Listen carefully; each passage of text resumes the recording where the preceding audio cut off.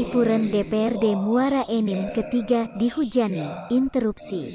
Rapat ini digelar soal penyampaian laporan hasil pembahasan panitia khusus terhadap 4 Raperda Kabupaten Muara Enim dan penandatanganan keputusan bersama penyampaian pendapat akhir Bupati Muara Enim terhadap 4 Raperda Kabupaten Muara. Pasalnya, Dewan menilai harmonisasi antara legislatif dan eksekutif saat ini hanya sekedar retorika dan life of service saja.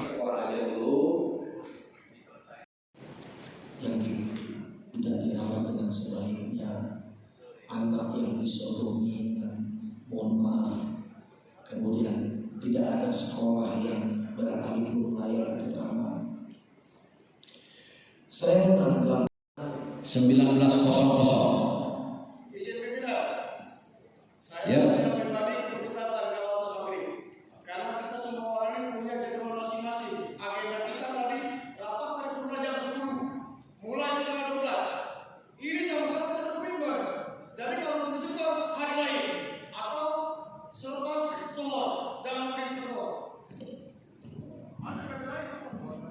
Jadi Pak Yupi kita sama 16.30 jam 16.30 ya kita skor ya. Apakah setuju? Ya. Terima kasih. Rapat di skor sampai kembali di jam 4 sore. 4.30 ya, 16.30 jam 4 sore. Nah, setelah melatih api-api dan pada kesempatan ini kami persilakan Pak Sekda langsung memimpin. Sama asisten doa kami mohon